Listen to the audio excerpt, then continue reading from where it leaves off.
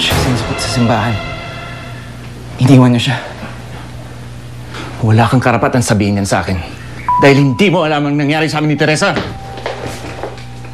Now, get out! Now! I'm sorry. Out!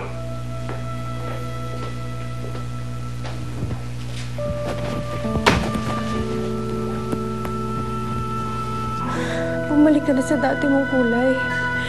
Hindi ka pwedeng mawala sa akin. Please, bumalik ka na.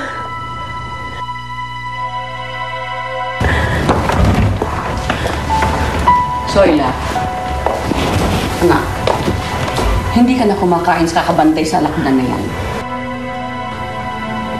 Ma, hindi pa ako umuwi si Berel eh. Baka naman po na-realize niya na hindi talaga ako mahal niya, ma. Iniwan na ako ni Berel, ma. Don't say that, anak. Uuwi rin yun. Busy lang. Busy lang siya. Nahina ng alakdan. Mamamatay ng alakdan, ma. Mamamatay na rin ang pag-ibig sa akin ni Berel, ma. Paano ako, ma? Paano po ako? Paano ako, ma?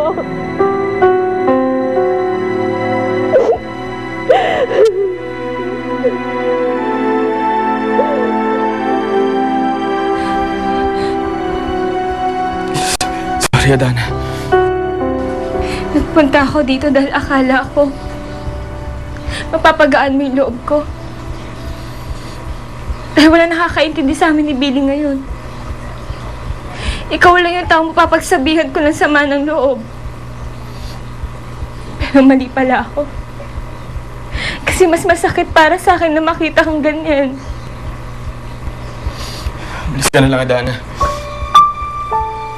Huwag mo na lang akong pansinin. Joma, ayoko nasasaktan ka. Alam mo yun. Pero mahal na mahal ko si Billy. Kahit maraming humahad lang sa amin, pinaglalaban pa rin namin yung isa't isa. Diba ganun naman talaga kapag nagmamahal?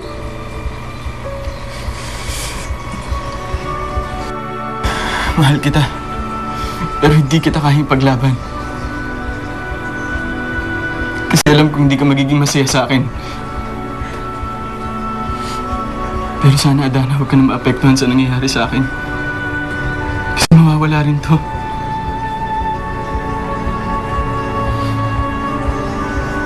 Gusto ko lang mawala lahat ng sakit. Joma, hindi ko sinasadyang saktan ka. Iyon mo na lang muna ako, Adana. Huwag mo na akong pahirapan lalo.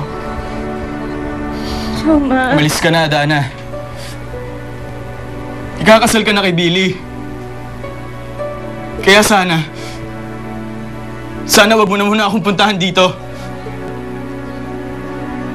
Wag mo muna akong kausapin. Yun lang ang pakiusap ko sa'yo. Sana maging masaya na kayo ni Billy.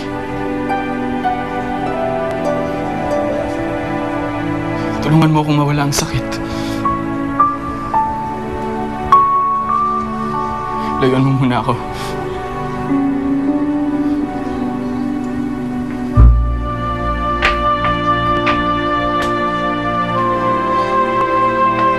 Mahal na mahal kita, Adana.